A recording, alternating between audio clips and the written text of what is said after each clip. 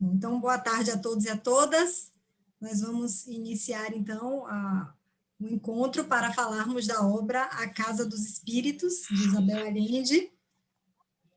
E eu gostaria de saber quem gostaria de começar falando, se alguém quer colocar alguma coisa. Fiquem 100% à Boa vontade. tarde, eu posso começar, se vocês quiserem. Maravilha, Vinícius. Mande brasa.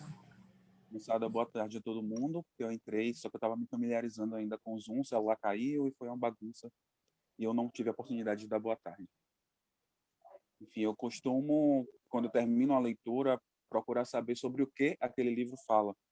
Assim que eu terminei A Casa dos Espíritos, eu tive a impressão de que o livro falava sobre uma saga familiar e, separadamente, sobre um período histórico de algum país latino-americano.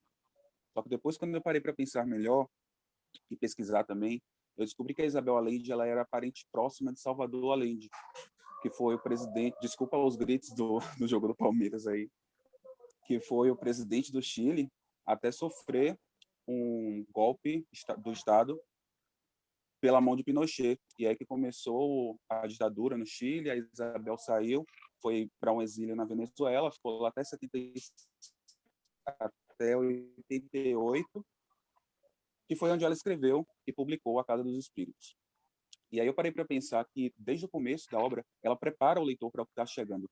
Ela coloca o Esteban, que é uma pessoa de extrema-direita, conservador, ferrenho, e coloca todas as mulheres da família como uma pessoas que cultivam a ideologia esquerdista, se a gente pode dizer assim. São pessoas da mesma família que cultivam coisas diferentes. A Isabel ela discute gênero, eu anotei aqui, discute gênero, estrutura social e pensamentos divergentes. E isso acaba moldando o leitor até chegar ao momento crucial da leitura, que é o golpe que eles sofrem, que o país sofre no final da leitura, né? Então, toda essa construção da Allende, ela me chamou bastante atenção e fez com que eu repensasse sobre várias outras coisas, várias outras nuances, inclusive sobre a convivência com pessoas que pensam diferente do que eu penso, porque o Esteban ele pensava totalmente diferente do que as mulheres da família dele pensavam, mas a gente conseguia ver que o amor era mantido ali naquela família. E aí eu ficava me perguntando, será que eu conseguiria amar um avô, amar um tio, amar um pai que pensasse tão diferente assim de mim? Foi um dos pontos que eu mais pensei, e outro ponto crucial também que eu achei foi isso de não separar um assunto da narrativa da Isabel. Eu não consegui fazer essa separação. Fiz logo de início, mas depois eu vi que era a maneira dela moldar o leitor para o que estava chegando. E eu acho que de começo é só isso mesmo. A partir quando vocês forem falando, eu vou lembrando de outras coisas e vou pontuando mais. Não sei se eu consegui ser claro, não sei se eu fui entendido.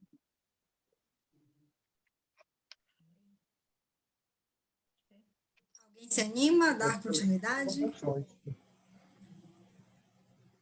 Alguém quer usar a Pode palavra? falar.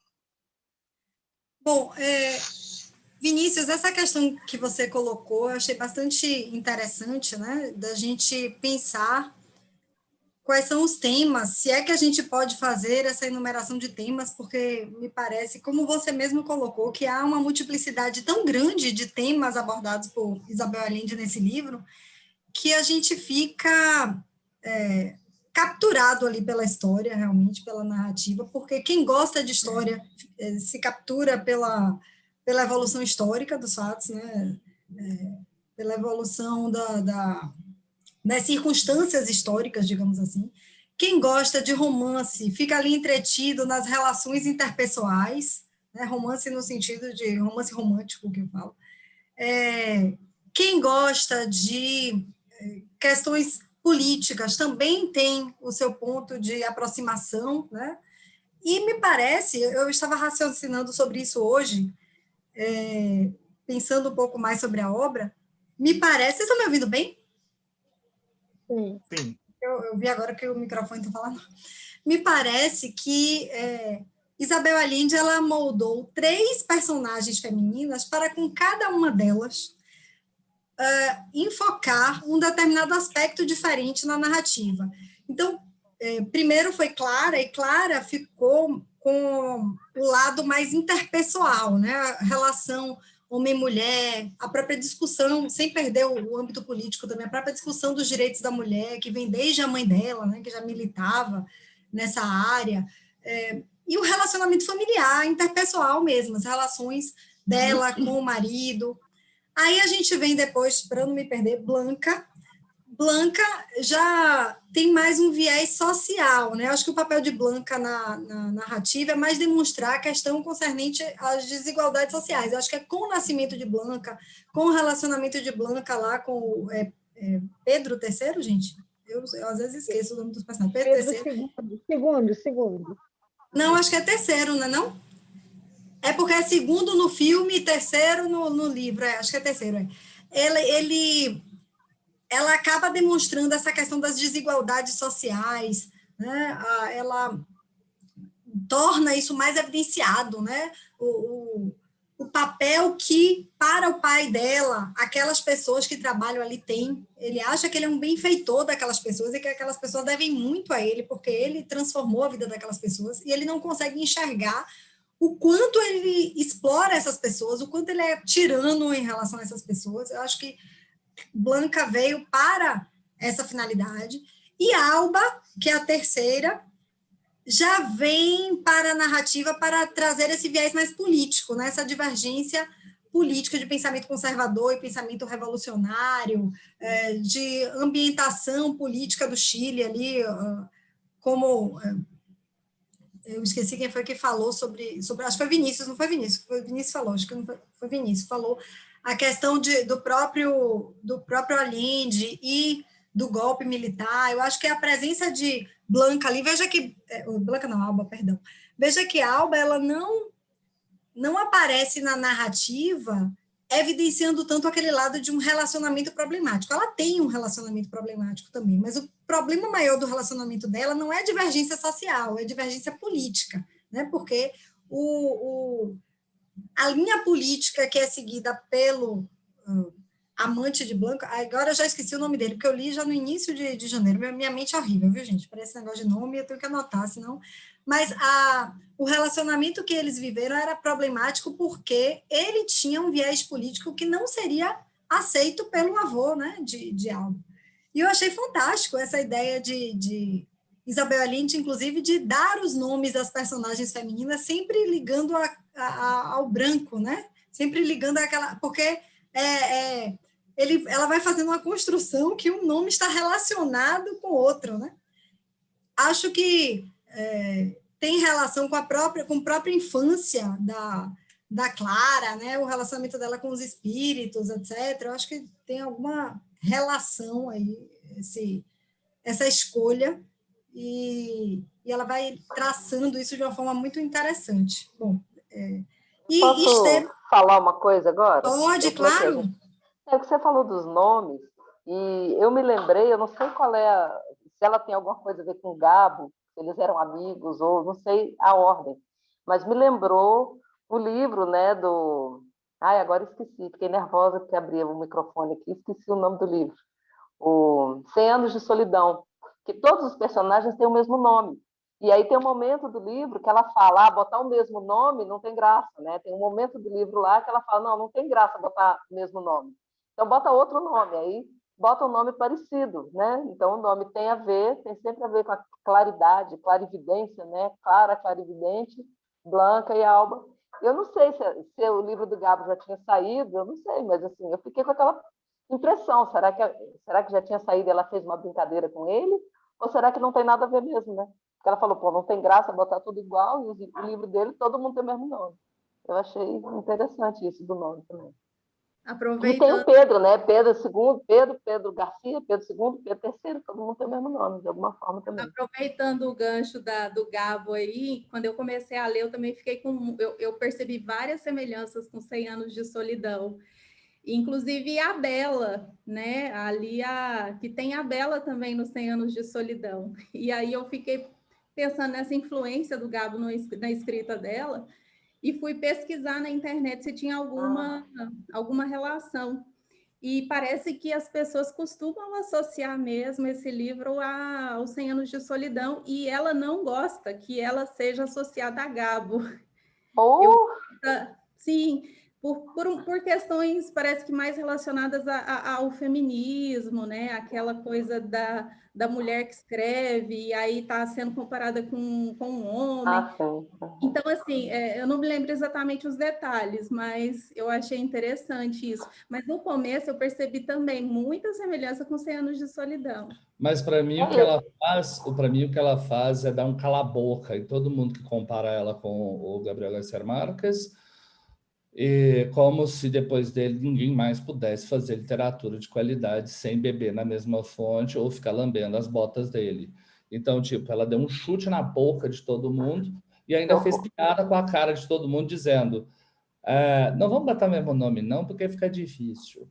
E mesmo quando você trata das mulheres, mesmo todos os nomes, desde a Nívia, que ninguém lembra da pobre da Nívia decapitada, tadinha, até a Alba, todas elas remetem a essa coisa do branco, uma coisa quase espiritual. Se a gente for pegar na história do Chile, a própria ideia da participação da mulher, a gente tem muito disso, quer dizer, da mulher quase que tomada como um anjo, como um ser que vive num universo paralelo que não é capaz de fazer nada. Basta lembrar que até pouco tempo atrás no Brasil, mulher era relativamente capaz. Isso é um absurdo, tá? Então, imagina isso no Chile, em que o machismo, a misoginia, todas essas relações do caudilismo de forma muito exacerbadas, eu ouso dizer que elas foram até um pouco mais duras do que na própria Argentina.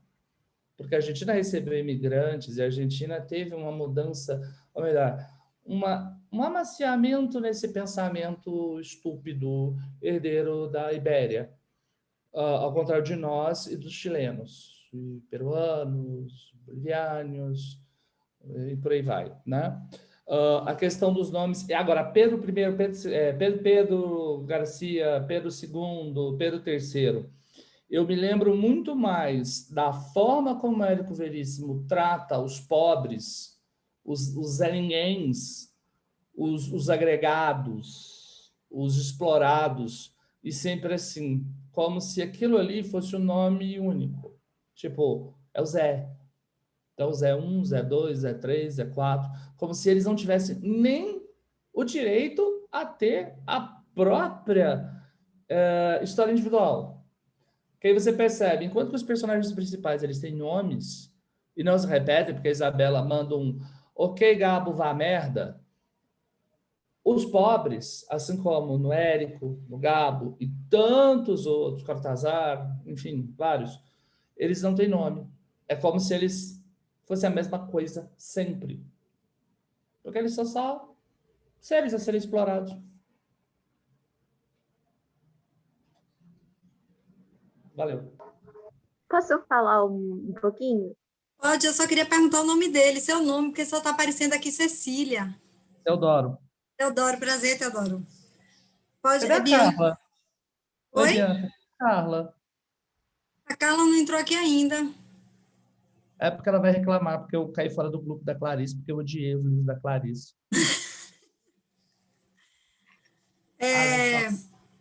Bianca que pediu para falar? Pode falar, viu, Bianca?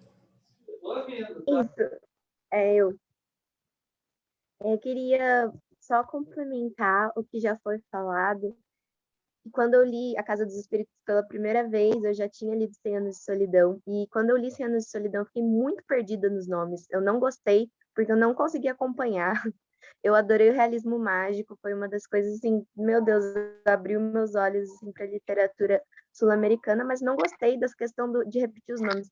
Então, quando eu li A Casa dos Espíritos pela primeira vez, eu tirei uma foto desse trecho e postei no meu Instagram, tipo, toma, Gabo, tipo, é muito óbvio, não pode usar os mesmos nomes, causa muita confusão no caderno de anotar a vida. Eu concordo super com a Clara e eu gostei muito dessa alfinetada que a Isabel deu no Gabo.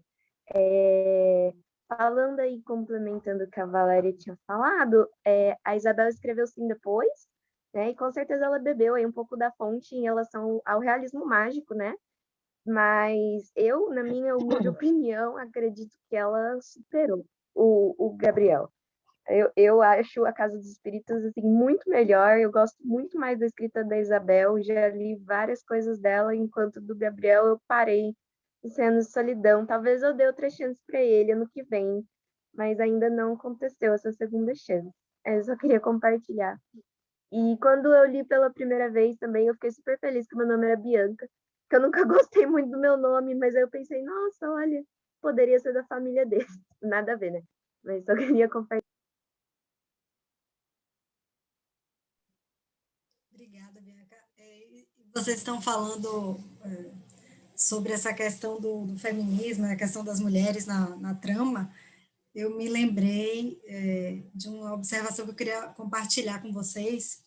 Quando Clara, um pouco na linha do que Teodoro falou, inclusive, quando Clara vai até, se eu não me engano foi Clara, vai até as mulheres que trabalham, né, na fazenda do marido, e ela começa a falar dos direitos da mulher, ela começa a falar que as mulheres têm que batalhar por seus direitos, e a resposta que ela recebe simplesmente me chocou absurdamente, né? E era o pensamento da época. Como assim os homens não têm o direito de bater nas suas mulheres, de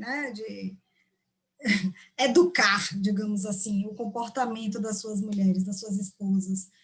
Quando eu leio isso e eu imagino que isso está além da ficção, né, que na verdade é um retrato de uma realidade que vem até a gente por meio da ficção, e quando eu penso, inclusive, que algumas pessoas hoje ainda possuem essa cabeça, ainda acham, consciente ou inconscientemente, que os homens têm o direito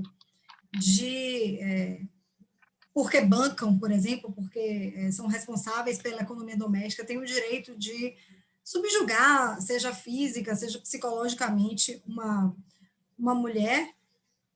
Eu vejo a importância que nós precisamos dar à literatura, né? Porque muitas vezes a literatura ficcional ela é vista como algo, isso não tem nenhuma importância, mas olha aqui nós somos 15 pessoas num domingo de tarde debatendo questões importantes que vieram trazidas a partir de um livro, a partir da literatura, né? Então, esse ponto que Teodoro colocou me lembrou isso, que eu realmente fiquei bem incomodada com a postura do Esteban em relação às mulheres, e especialmente esse foi um momento em que, no momento do livro, em que esse incômodo transpareceu para mim de uma forma mais evidente, porque eu vi aquele pensamento machista de Esteban refletido nas próprias mulheres que já tinham internalizado, de fato, que elas deviam obediência cega aos respectivos maridos e que podiam ser espancadas pelos maridos e etc. Enfim, gente, vou parar porque senão eu falo demais. Vou passar a palavra a quem gostaria de falar, E por é favor. interessante essa sua fala, Lorena, é bem interessante pelo seguinte, o livro foi escrito em 1982. Se a gente pensar que a autora pegou referências da década de 60, da década de 70, para trazer essa questão do machismo muito forte, só que hoje, século XXI, ainda estamos vivendo diante de tudo isso, de toda essa situação, e isso nos deixa cada vez mais preocupados, porque no lugar do avanço, né, quando a gente pensa um avanço, mudamos de século e esse machismo ainda impera no país, e a gente precisa realmente, através desses momentos, o Vinícius colocou que a literatura salva, e realmente, a partir da literatura, que muitas vezes a gente começa a discutir situações e refletir também. Eu participo de outro grupo, do Jorge Amado, e tem muita crítica em relação ao Jorge Amado. Ele é machista, mas ele só está retratando ali uma época. No caso, se fosse assim, a gente poderia dizer que a Isabel Allende também era machista. Só que não, ela estava mostrando uma época. E é muito interessante a gente hoje estarmos debatendo essa questão. Verão, tem uma colega que colocou que está na praia agora nos ouvindo, que a internet está ruim, e a gente está aqui discutindo essa questão que é tão forte. Mas, como a Lorena falou, precisamos ouvir os outros convidados também, porque se deixar também eu falo muito. Rodrigo, Então, eu pronto. queria falar. Sônia, que ótimo, monte de ver, saudades. Boa tarde. Assim, o livro, a Isabel Allende, ela caminhou todos os nossos problemas desde o início do livro. O livro começa e tem um assassinato, né? Porque alguém manda o personagem falou que ele seria candidato, né? Ele queria ser político. E aí alguém manda de presente para ele uma cachaça, e que a filha, que era a noiva de quem casou com Clara, toma como um remédio, aquela bebida acrescida, um remédio, e ela morreu.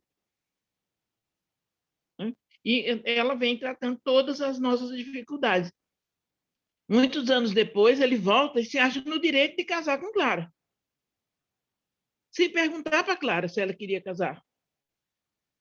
Né? Que a Clara ficou um tempo sem conversar, né? Ela só escrevia, ela não queria conversar. Então ele chega, o Treba lá chega e vai lá e negocia o casamento e casa com Clara. E resolve que vai levar a Clara para uma fazenda em tal lugar, né? E que ela tem que e ela era uma pessoa de temperamento forte. Depois, no desenrolar, quando ele já tem construiu a casa e tudo, tem a questão do filho dele fazer um aborto na namorada. Né? E assim, morria de paixão, a moça engravidou, não, ele não queria mais a moça, e levou para o irmão, que era médico, né? Fazer um aborto e pronto, acabou. Nunca mais ele quis ver a moça. É muito comum. É um assunto comum até hoje. Né? É um assunto sofrido para nós até hoje. Então, ela foi fantástica. Agora, eu quero defender o Gabo, porque eu conheço a obra, eu li todos os livros dele, eu sigo eu sou velha, gente, eu tenho 67 anos, eu sigo o Gabo há muitos anos. E a gente tem que entender que Jorge Amado, um outro autor, Jorge Amado apanhou muito na vida, porque ele retratou a vida crua que nós mulheres temos. Eu acho que se a pessoa não escreve, não mostra aquela realidade, ela não muda. Né? Quando eu comecei a ler Jorge Amado, me falou assim, mas ele trata muito mal as mulheres. Não, nenhum escritor que eu conheço, que eu conheço muita gente, cuidou das prostitutas, dos mais pobres, e procurou que eles tivessem notoriedade. Mas para poder falar deles, tinha que mostrar a realidade deles. Então, o Gabo, ele faz isso nos livros dele também. Né? A gente não santifica ninguém, porque nós somos todos imperfeitos, mas dê uma segunda chance para ele, e começar o Gabo de 100 anos de solidão é muito difícil, porque ele tem uma literatura, né, os livros dele, ele era um jornalista e aquilo foi crescente. Ele escreveu Náufrago primeiro, né, que é uma realidade, né? Em Cartagena, eles iam nos Estados Unidos, o pessoal foram buscar um navio e o comandante trouxe bebida e tudo quando ele pensou, e o navio não comportou o peso e ele deixou todo mundo morrer e só salvou um. Isso é um fato acontecido. E ele o exército nunca contou. Então havia uma fantasia uma tempestade, que alguma coisa matou todo mundo, e aquele moço ficou 20 e tantos dias num botezinho à deriva até que chegou na praia. Então, o primeiro livro dele é um livro jornalístico que conta uma história verídica, né? Uma história que aconteceu. E ele vem crescendo, A Crônica de uma Morte Anunciada, né? E ele disse várias vezes, em muitas entrevistas, que ele nunca escreveu nada que não tivesse acontecido. Mas a gente está aqui para falar do livro da Isabel, né? Fazendo um puxadinho Gabriel Garcia Marques, não. Mas é fantástico, o livro dela é muito bom. E ela soube, da maneira dela, costurar tudo isso, né? Porque a política, com todas as suas mazelas, no início do livro já matou um que era para matar outro. E vem continuando todo, e ele fez tudo que ele podia para dar o golpe.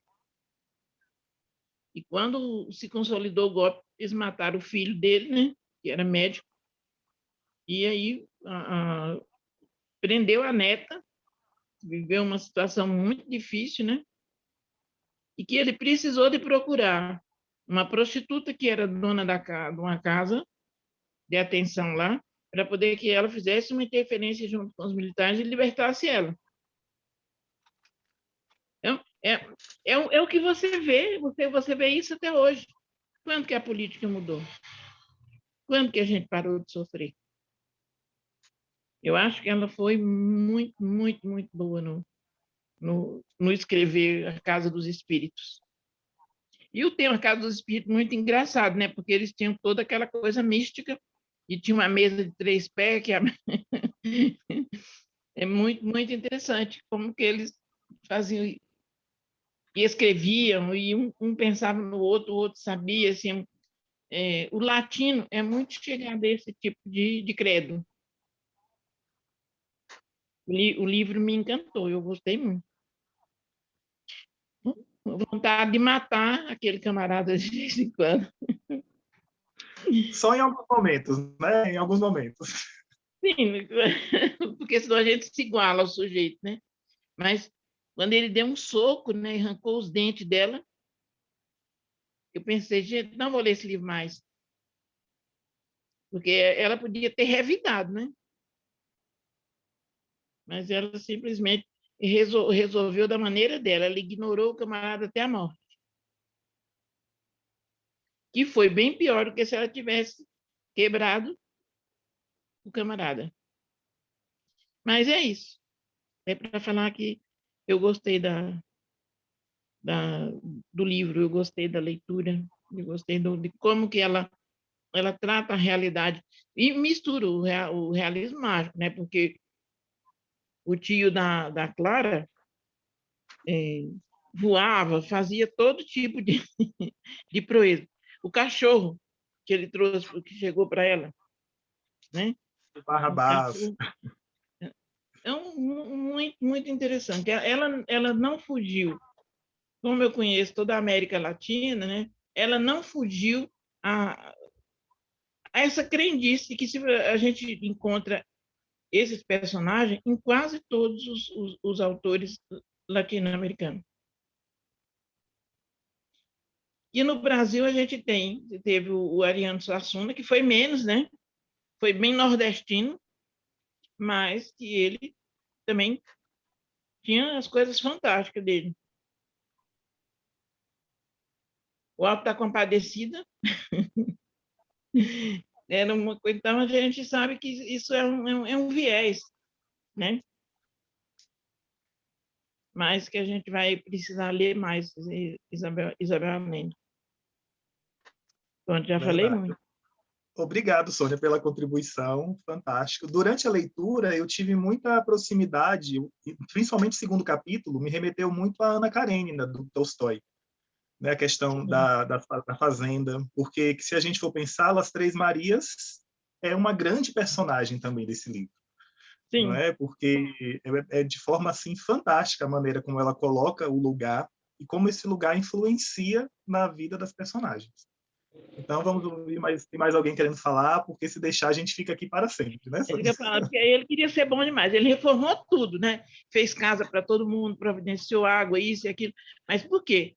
Porque ele precisava deles trabalhando dia e noite. Inclusive ele quis matar o Pedro III muito mais pelo viés político que ele vinha, tinha o padre, tinha o sindicato, né?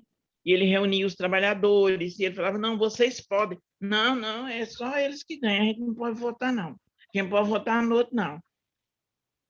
E a Clara ia trabalhar na costura e incentivava as mulheres o tempo inteiro. Vocês podem, sim. É muito... As Três Marias é um retrato, né? De uma realidade, assim, bem, bem mostrada. Sim, eu até gostaria de indicar para o pessoal a leitura de Torto Arado. Terminei semana passada, né, do Itamar Vieira Júnior, Literatura Contemporânea, livro vencedor do Jabuti, que bebe muito dessa fonte da questão agrária, da questão da fazenda, do patrão, do empregado, do sindicato, bem interessante também. Não, e o empregado achar que ele está sendo beneficiado. Você doa a sua vida, se escraviza, você não tem direito a pensar a nada, E aí você tem uma casa para morar que não é sua e você está muito feliz. É muito comum essa coisa aí do latifúndio, continua existindo e continua escravizando o povo e querendo convencer o povo de que o sujeito que escraviza é o certo. Eu vejo nas Três Marias a síntese do que é a América do Sul. A síntese Sim, da exploração do trabalhador, a verdade. síntese da acumulação do capital, a síntese também de toda a organização dos estados para que eles se tornem verdadeiras haciendas, e isso é comum, né? Da Venezuela à Terra del Fuego, do Equador ao Nordeste brasileiro. E uma coisa que é interessante é que quando ele fala das melhorias entre as Três Marias, sobre a forma como ele trata os agregados, né? No caso ali, ele era um caudilho, mas de forma muito próxima do que nós temos aqui até hoje no Brasil, essa forma de exploração, essa redução à condição análoga de escravo. E aí o Rodrigo falou do Torto Arado, e é basicamente mais um livro que trata justamente desse ponto. Lá em Torto Arado, você vê que as meninas nunca tinham saído da fazenda. E isso é algo que, se a gente for parar para pensar, é a redução à condição análoga de escravidão. E também a questão das mulheres, voltando na questão das mulheres do livro, eu me lembrei que é muito típico no Cone Sul, aqui, a formação de mulheres fortes. Você pega desde Memorial de Maria Moura, passando pelo Tempo e o Vento, passando por outras obras, você vê essas mulheres fortes, porque essas mulheres praticamente passavam parte do período sozinhas. Os homens, no período colonial, principalmente, eles eram praticamente empregados nas garras coloniais, e eles acabavam voltando para cuidar das suas terras em períodos muito curtos. Então, você tem essas mulheres fortes, essas mulheres que precisaram defender a terra, defender a família, e tanto vai de Memorial de Maria Moura, como eu falei, a Casa das Sete Mulheres, a Ana Terra Cambará, a Bibiana Terra Cambará, entre outros, passando pela Nívia, passando pela Clara. E essa coisa da clarividência também é muito divertida, porque eu vi com muita ironia tudo isso. Muita ironia. Enquanto os homens estavam lutando pelo domínio econômico e político, pelas coisas terrenas, essas mulheres fortes, elas de alguma maneira participavam da vida, entre aspas, através de questões espirituais, questões paralelas, e que de alguma maneira elas conseguiam manipular esses homens. Apesar da violência, apesar da brutalidade, apesar de tudo o que a gente conhece, mas se a gente for parar para pensar, a Clara nunca se dobrou ao marido. A Clara nunca fez isso. A Blanca nunca fez isso. E a Alba nunca faria isso com Miguel. Jamais. Então, a gente vê, por exemplo, elas agindo muito nos bastidores, na clandestinidade, manipulando os maridos. Eles continuam achando que são dominadores, poderosos, aqueles que possuem o direito de vida e morte. Só que, no fundo, essas mulheres encontraram caminhos para dominar esses maridos, para tocar as coisas. Então, se a gente for parar para pensar, aqui no sul do Brasil, quando a Ana Terra simplesmente vai embora para uma cidade que vão fundar, a tal da Santa Fé, quando a Bibiana Terra, após a viuvez precoce, após a morte do capitão Rodrigo no assalto ao casarão, ela se torna essa mulher que assume para si, mas ela não vai disputar com o homem de igual para igual. Elas possuem mecanismos que são extremamente eficientes. Mesmo em Torturado, que o Rodrigo citou, se você pegar ali tanto a história da Belonisa quanto da Bibiana, você percebe também um pouco disso, apesar de que elas são mais brutalizadas, porque elas não têm a condição social que as outras possuíam. Elas não eram uma Bibiana, elas não eram uma Ana Terra, elas não eram Clara, Neiva e por aí vai. Numa noite, bem no começo do Continente, numa noite a Ana Terra assim, mas é assim mesmo, a gente precisa aceitar. Porque eu li aquilo e falei, eu não estou lendo isso. Você não leu ainda, né? O Tempo e o Vento, Rodrigo? Eu já. Eu não li. Eu Não, não li. Rodrigo. Ah, tá. Não, o Tempo e o Vento. Para mim, Tempo e o Vento é o maior livro da literatura portuguesa. É Não muito tem bom. Né? Não tem Lusíadas, não tem ninguém. Para mim, o Tempo e o Vento é o grande livro. Os 7 volumes formando uma história só, para mim, é o grande livro. Penso 7 livros, é muito interessante. E assim, a Ana Terra, com toda a força que a gente sabe que ela tinha, a capacidade que ela tinha, sem ter saído de lá, e como ela ia gerir as coisas, ela fala, não, mas isso é assim mesmo, a gente tem que aceitar. Tem que aceitar que o camarada vai e se demora e volta e continua mandando e continua fazendo. Falei, Mas mas quero um não, livro... mulheres, elas encontram mecanismos de manipular esses homens. Sim. Clara, por exemplo, até o momento em que ela é agredida pelo Trueba, a Clara foi manipulando, ela foi levando o Trueba. O Trueba virou o que virou sem o apoio da Clara, sem a sustentação por parte da Clara, ele não ia muito longe. A Clara foi dando aquele suporte. Não, e quando ela arrumou a mala e foi embora, ele não sabia mais o que fazer. Uhum. A questão da manipulação ela é tão forte que não vem só do casal. Né? A própria irmã do Esteban, a Férola, ela tinha essa manipulação com ele. Né? E ele quebrou. Foi algo que ele conseguiu levar por um tempo, ele deixou levar por um tempo até o momento da quebra, da ruptura. Né? E aí foi onde ela não aceitou.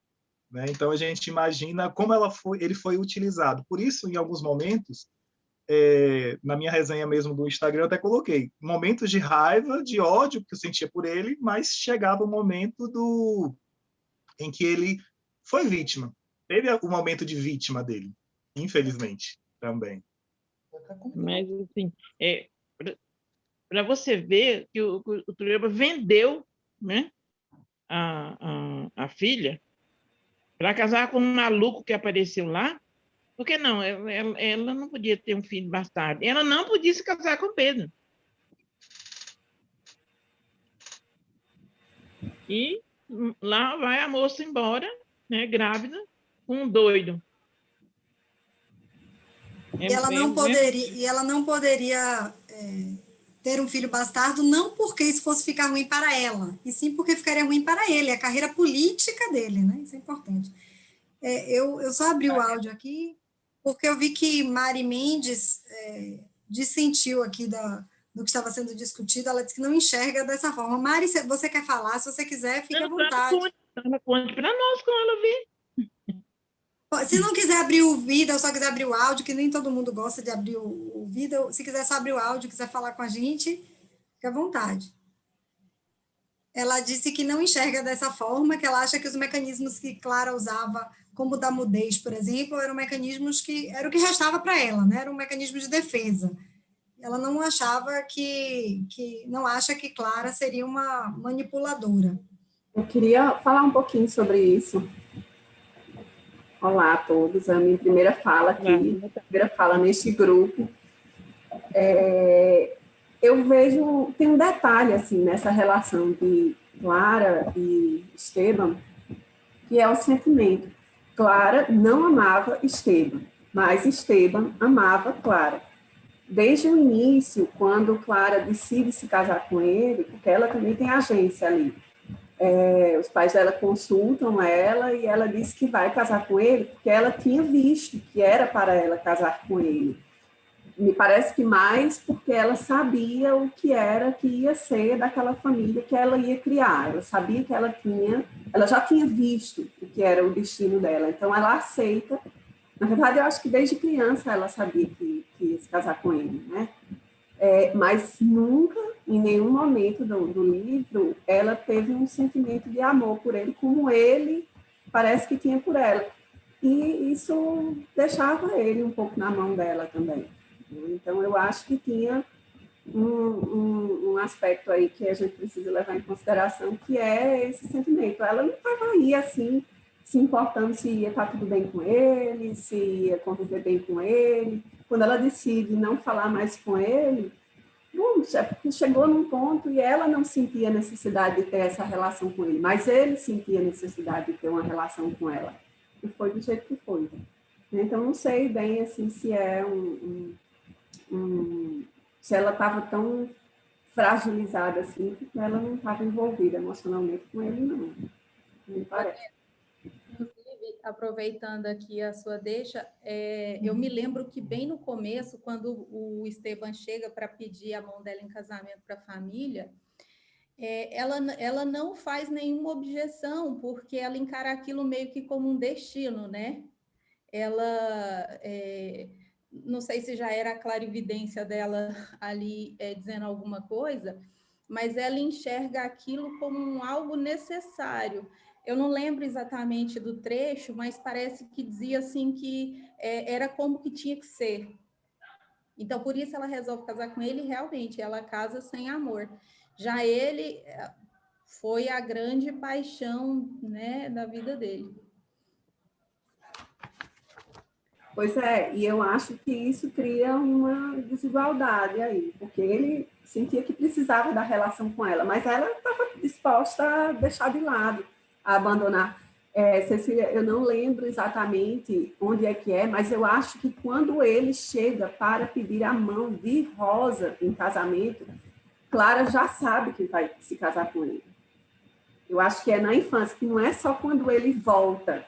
Quando ele volta, já é uma coisa assim, ela estava esperando que ele chegasse antes de ele chegar na casa. Mas ela sabia que ele ia ir e ela estava pronta ali, mas eu acho que quando ela era menina, pequena, ela já sabia que ia se casar com ele. É tanto que ela se aproxima dele, acho que no velório de Rosa, ela segura a mão dele, tem uma passagem, alguma coisa assim. Então, para ela já estava decidido, e estava tudo bem, ela ia se casar com ele. Ela ficou ao lado dele do velório e sepultamento o tempo todo. E ainda segurou a mão dele na hora do sepultamento.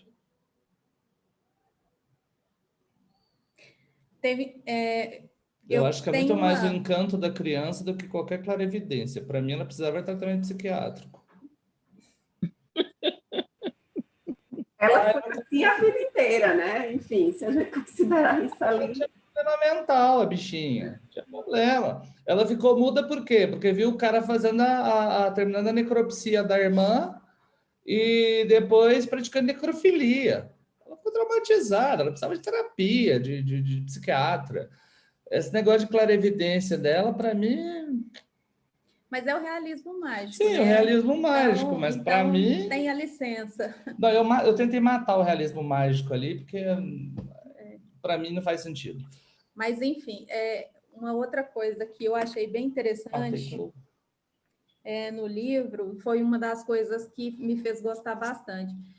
Primeiro que eu acho que a Isabel Allende ela tem uma capacidade de criar histórias dentro de criar várias histórias dentro de uma mesma história. Tipo, você vai lendo, principalmente ali naquele começo, a gente vai lendo a história, começa pelo Barrabás, de repente você está vendo o tio, e aí aquela coisa do pássaro, da prima que ele queria conquistar, enfim, é tanta história, tanta aventura, tanta desventura. E com uma pegada de humor que eu gostei muito, achei muito legal. Mas uma das coisas que me chamou muita atenção, e eu acho que vai também ao encontro do que a Lorena falou, é a capacidade dela de transpor no discurso e na narrativa vários temas a partir de perspectivas muito diferentes, né? A gente falou aqui, várias pessoas falaram, por exemplo, da questão da mulher, tanto ideias feministas quanto as ideias daquelas mulheres que ainda estavam naquele lugar em que parece que a consciência ainda não tinha chegado. E os argumentos são sempre muito contundentes, assim, muito fortes, né? Não sei se vocês sentiram isso, mas eu particularmente senti assim que por trás da alienação daquelas pessoas que defendiam um lugar de opressão, um estado às vezes de comodismo, tinha também um discurso muito forte, e não só em relação à condição da mulher, em relação à condição dos trabalhadores, né, que algumas pessoas já disseram, e eu achei muito interessante em relação às ideias políticas, né, quando começa aquela discussão toda entre os que defendiam um modelo conservador de política e os que defendiam um modelo mais ligado às ideias que estavam vindo da Europa, né? As ideias mais ligadas ao comunismo, ao marxismo. E aí os discursos do Pedro Garcia III com o pai, eu acho que já começou aí. O pai, com toda aquela ideia, com toda a vivência dele de opressão, ele não conseguia enxergar o que o filho, que já era uma nova geração, o neto, né, na verdade, enxergava. E aí, quando a Allende coloca esses dois discursos assim em choque, é muito interessante. O próprio Esteban Garcia achei muito legal, que tem uma parte que fala lá que ele não estava na política por status, mas ele estava porque ele queria acabar com o câncer marxista. Então, e os argumentos do Esteban, em alguns momentos, assim, são tão fortes, quando ele fala que ele era um bom patrão, quando ele fala sobre os marxistas, enfim, são argumentos tão fortes e que a gente vê tanto na sociedade, né? Hoje a gente também está vivendo um período tão polarizado entre bolsominions, petistas, enfim, a gente está vivendo e eu enxerguei muito, em muitos momentos do livro, argumentos tão fortes quanto os que a gente vê hoje de todos os lados, né? E achei fantástico isso na Allende, e até vi na internet também que hoje esse livro já é considerado um clássico, e, enfim, eu consegui ver várias características de um livro clássico, realmente, apesar dele ser bem recente, 1982, a publicação, né? Mas ainda assim, para o momento atual político, então, eu vi muita coisa que enxerguei muitos discursos do Brasil na atualidade. Cecília, Oi. Vai, Rodrigo, pode falar. Tudo bom. Não, eu tive essa sensação... pode falar. Não, gente, vamos lá. Podem falar, depois eu falo. Problema nenhum. Pode falar, Vinícius. Eu tive esse insight político que a Cecília estava falando aí, no momento em que Pedro, o velho, ele está falando com o neto dele, com o Blanca, ele está contando a história da galinha e da raposa. E a raposa é um animal que já nasce astuto e a galinha ela já nasce um animal débil. E aí Blanca dá muita risada da história, mas Pedro não. Pedro não dá risada, e aí além de fala que foi naquele momento que ele deixou de ser uma criança e ele se tornou homem. Foi a partir daí que eu percebi, porque quando eu fui ler esse livro, eu fui sem saber nada. Eu escolhi não saber nada do livro, não li nem sinopse, não li nada, eu só peguei o livro para ler. Foi a partir desse momento que eu saquei que vinha alguma coisa política daí. Quando o Pedro ele começa a questionar as histórias contadas pelos avós, pelo avô e por todos os trabalhadores de lá das Três Marias. Pessoal, eu só quis complementar o que a Cecília tinha dito. Lorena, pode falar. Excelente colocação, Vinícius. Eu achei interessante isso que Vinícius colocou. Eu também, às vezes, gosto de fazer isso. Eu gosto de abrir um livro do zero, sem saber nada, e ver o que eu vou encontrar naquele livro. Não é sempre que eu leio Orelha, etc. Às vezes eu gosto de pegar um livro do zero e descobrir o que esse livro me reserva, né? Não ter nenhuma impressão prévia. Mas eu pedi a palavra porque, ouvindo as falas anteriores, eu tinha notado algumas questões aqui que eu queria trazer para que a gente pudesse, de repente, debater, ou eu queria lançar aqui essas questões. Quando Teodoro falou sobre, e Sônia também, os dois falaram sobre a questão do... Você também, Rodrigo, você falou das Três Marias como personagem, e aí se falou que, acho que foi Teodoro, se não me engano, que falou que as Três Marias eram reflexo, na verdade, da América Latina, dessas relações. Eu me lembrei de uma cena que para mim foi muito forte no livro, e que demonstra, na verdade, que a relação de Esteban com os seus empregados era uma relação de verdadeira propriedade, né? Ele, ao mesmo tempo em que se mostrava como um benfeitor, ele tinha uma ideia de que aquelas pessoas eram parte da propriedade. Três Marias abrangia as pessoas que ali estavam como parte da propriedade de Esteban. Não por outra razão, ele, quando bem queria, pegava uma mulher e levava para a cama, mas a cena que mais me tocou e mostrou que essa sensação de propriedade era recíproca foi quando ele surrou Pedro III na frente do pai. E o pai, na verdade, segura o filho para que ele seja surrado. Aquela cena, para mim, foi muito forte, porque demonstra a amplitude do poder e da tirania, né, que era exercida ali.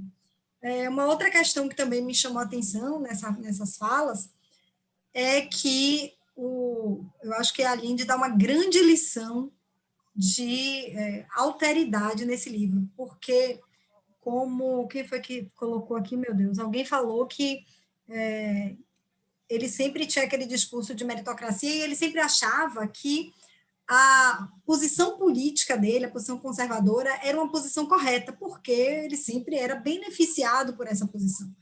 Ele não conseguia enxergar, e essa crítica que ela faz é fantástica, ele não conseguia enxergar a violência que se perpetrava contra as pessoas no meio político, tanto na era conservadora, quanto com maior gravidade ainda quando a ditadura militar é deflagrada. E só nesse momento, quando ele perde aquele status de pessoa política de importância, né, alguém que está no poder e passa a ser, digamos, alguém irrelevante para o poder, aí que ele realmente percebe o que é essa violência, né? Quando a neta dele é alvo dessa violência. É preciso que ele sinta na carne, na pele, para que ele perceba aquilo que esteve o tempo inteiro na frente e ele nunca percebeu, que ele nunca teve a preocupação de sentir, de olhar para o lado e ver a realidade do próximo. Então, eu achei essa lição assim, muito interessante e acho que é algo que a gente também pode, de repente, debater um pouco.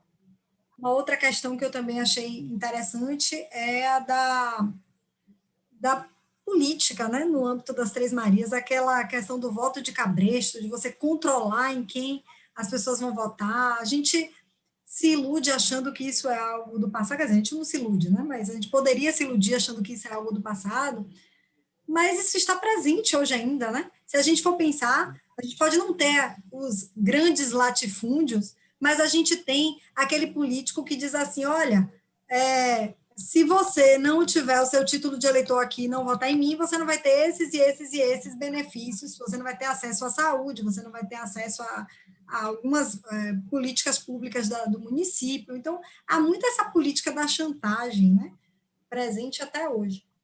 E o último ponto, para encerrar aqui a minha fala, que eu já estou me estendendo demais, que me chamou a atenção, que eu gostei bastante, é a polifonia de Isabel Allende, né? É você ter essa oportunidade de ouvir a história sendo contada por várias vozes diferentes. E isso confere uma amplitude de visão que nos dá assim, uma carga de valores e uma carga de informações muito interessante quando a gente vai fazer essa análise da história. A gente não olha apenas sobre o viés de Esteban, apenas sobre o viés de Clara. Enfim, achei isso bem interessante também. Me calei, pronto. Deixa eu só fazer uma excelentes considerações, Lorena, bem interessante essas suas falas. O realismo mágico, eu percebi muito presente, é um livro de realismo mágico, e aí a gente percebe, como o próprio Theo falou, a necrofilia, de forma bem intensa e definitiva, decisiva ali no desenvolver da história. nós temos o apodrecimento da carne da mãe do Esteban, que para mim foi uma das cenas mais chocantes, né? Quando ele retorna para casa e vê a mãe naquela situação. A morte do Barrabás, né? No dia do noivado da Clara, isso. A cesariana em casa, que a gente sabe que acontece, já aconteceu, mas é chocante uma cesariana em casa, quando a gente imagina uma situação dessa. As formigas, né, que devoraram a boa parte da plantação das Três Marias, me remeteu muito ao Triste Fim de Policarpo Quaresma, não sei se alguém leu, do Lima Barreto, tem muito disso na questão das formigas. Indo para a Rosa, né, que é a sereia de cabelo verde, a própria Blanca, que nasceu peluda, então vem de uma maneira muito intensa e a gente começa a pensar um pouco do folclore da América do Sul está envolto nisso tudo, né? A questão da sereia, do cabelo verde, da criança peluda, e isso engrandeceu a história, deixou a história mais criativa. Tem o anão, tem a questão do marido da Blanca, né? Que ela é obrigada a casar. Então, são situações que nos prendem mais à história.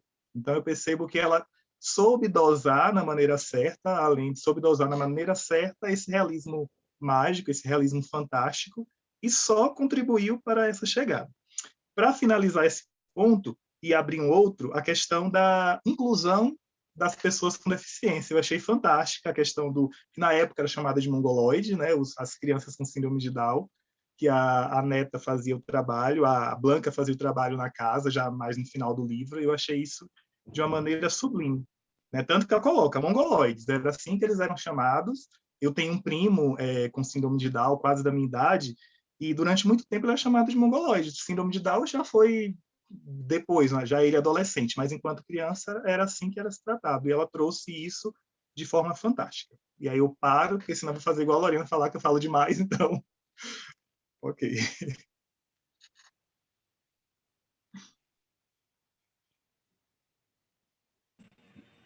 Eu queria falar um pouquinho para retomar isso que a Lorena falou em relação às várias vozes que tem no livro, né? E eu confesso que esse foi o ponto que me pegou, assim, que dessa vez porque para mim é uma releitura. Esse livro eu li há uns 20 anos e aí reli agora. Quando eu li a primeira vez, eu não tive a percepção que eu tive agora, enfim, muita coisa mudou na minha percepção sobre o livro, mas foi esse aspecto.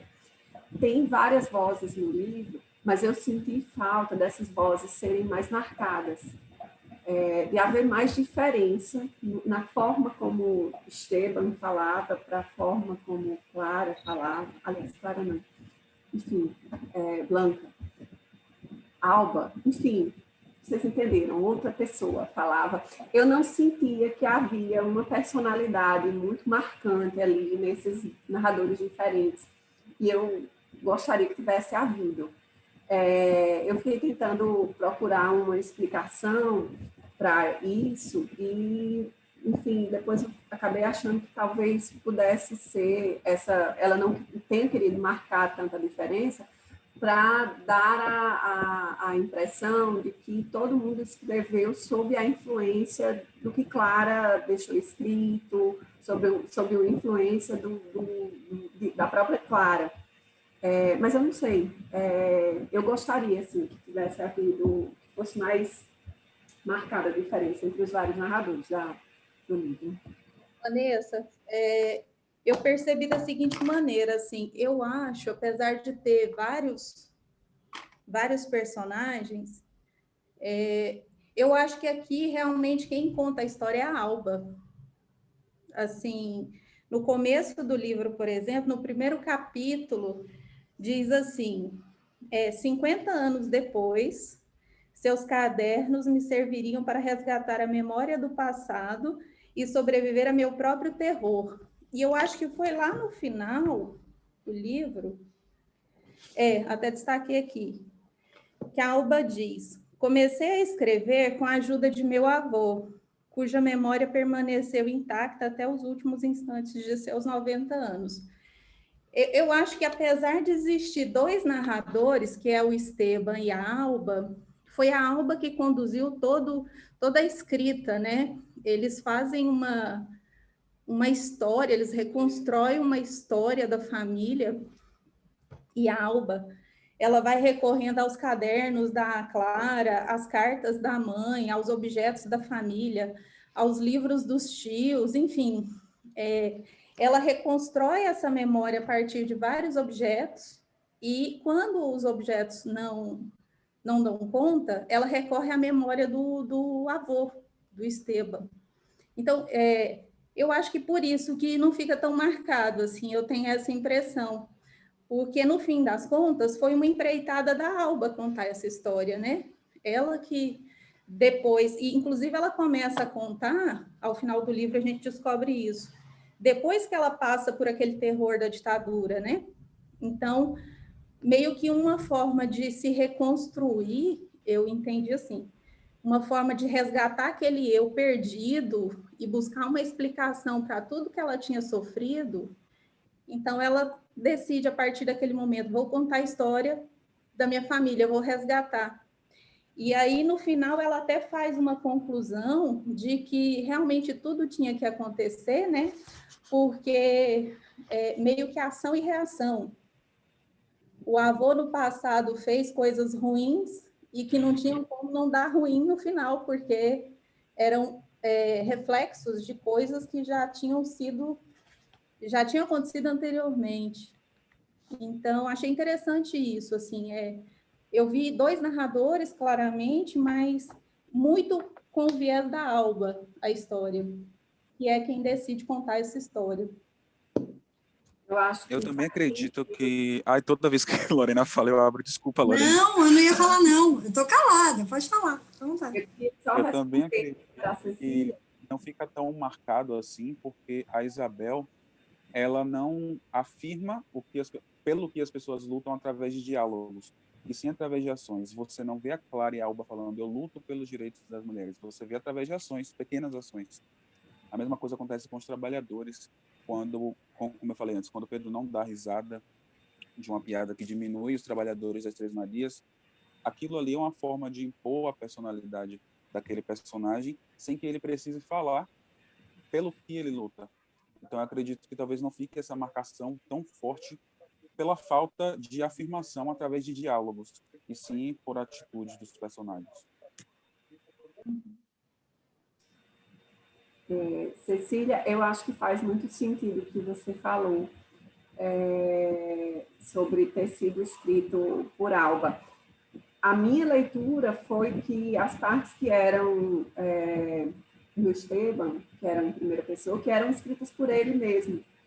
Mas, de repente, é como você falou, de repente tudo foi escrito por Alba, no final das contas. Ainda que ela tenha querido dar um ponto de vista como se fosse o avô falando, porque ela não sabia de tudo. Eu acho que faz sentido. Esse tem outra... Só uma observação, Cecília. Que eu acho que tem sentido também o fato de que, quando Esteban escreve, ele já se modificou mentalmente, né? Então, é o Esteban maduro, pós-traumático, quem vai narrar. Então, eu acho que isso aproxima o discurso dele do discurso de Alba. E o que você falou, Cecília, eu me lembrei de uma cena que Alba está presa e Clara aparece para ela na prisão e diz, você precisa escrever. Lembra que acontece isso? Clara diz a ela que ela precisa escrever. Pode falar. Sim.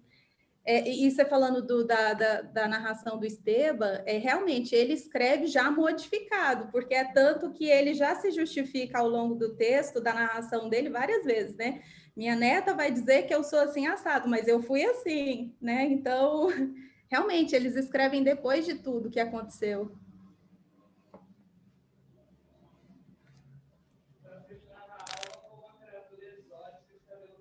Uma outra coisa também, isso aqui, depois que eu li, é que eu fui pesquisar, né? Que lugar, porque quando eu tinha lido, acho que aqui eu não lembro agora se foi na orelha do livro ou se foi em outro lugar, eu fiz uma leitura, assim, do que se tratava o livro antes. E aí eu li uma resenha que dizia assim, em algum lugar da América Latina. Só que quando eu fui ler o livro, eu percebi tantas características que remetem ao Chile, que parece que eu não consigo enxergar outro lugar que não o Chile para essa história, né? a Cordilheira dos Andes, se bem que a Cordilheira passa por vários países, né? Mas as características do golpe militar chileno, a própria reforma agrária do Salvador Allende, o poeta, né? Não sei poeta. O Pablo Neruda ali, gente, não Pablo tem Neruda ali também. a coleção de conchas, de borboletas, de carrancas, a Casa Azul de frente para o mar, é o Neruda, é Chile, não tem dúvida. E tem uma hora que eu acho até que ela quer confundir, porque ela tem alguma coisa que está vindo, não sei de onde, que ela fala assim, não sei o que vem do Chile, como se o livro não fosse no Chile. Então você fala, então não é no Chile, onde será, né? Mas eu acho que não tem jeito. Ela quis criar talvez um lugar fictício, para não dar muito na cara, mas não tem, é Chile também, eu acho. Muitas pistas do Chile, não tem jeito. Não tem jeito, não. Em relação ao Neruda, nessa entrevista que eu li, ela era jornalista antes de começar a escrever e tentou entrevistá-lo após ele ganhar o Nobel. E ele falou que não queria ser entrevistado por ela porque ela era uma péssima jornalista. Isso ele falou para ela. Que ela deveria se enveredar pela literatura, porque ela era uma mentirosa voraz. Então, que por isso se enverede pela literatura. Então, meio que ela tem ele como um padrinho, vamos dizer, né? Porque foi essa dica que ela seguiu e deu tão certo que estamos aqui hoje discutindo sobre isso e o poeta é Neruda, gente. E foi muito carinhoso. Eu senti assim, muito carinho na maneira como ela escreve, como ela narra ele, né? Assim, faz sentido que ela tenha tido ele como padrinho, porque ela colocou realmente como uma pessoa bacana, né? Foi com carinho que ela narrou o enterro, inclusive. Tal. Eu queria aproveitar para perguntar a Alessandra, Lucivan, Fernando, Maria Regina, Vera, Morgana, vocês querem falar alguma coisa? Não é intimação não, viu, gente? É só convite. Mas se alguém quiser falar... Eu estou aqui só curtindo e bebendo aí da água de vocês, porque eu sou uma recente iniciante no mundo da leitura, vou confessar, tá? Iniciei isso há uns 3 meses atrás e a Casa dos Espíritos foi o meu 3º livro. E eu confesso, assim, dividindo aqui com vocês, me pegou de vez, né? Me deu até esperança escutando a Sônia falar que tem 60 e poucos anos, uma diferença de 20 anos, e ela tem a leitura completa aí da obra do Gabriel Garcia Marques, então falei, não, gente, eu tô com 46, o fato de eu ter me envolvido com Isabel Allende, tá? De certa forma, eu me crucifiquei. Poxa, por que eu perdi tanto tempo para iniciar nisso? Como foi rico para mim ler essa obra. Mas aí eu sinto aqui, conversando com vocês, que sempre é tempo de recomeçar, né? A gente realmente não tem que pensar no que ficou para trás, é no daqui para frente. Estou curtindo aqui cada palavra de vocês. Assim, agora eu vou dizer a minha percepção, tá? Eu percebi a Clara como uma grande centralizadora mesmo da história. Ela silenciava quando ela sentia necessidade de silenciar, se colocava quando ela se colocava, mas assim, praticamente ela conduzia a família dela e o Esteban, né? Ele, pela paixão, pelo amor forte que ele tinha por ela, ele meio que se deixava ser conduzido. Ela era o centro da família.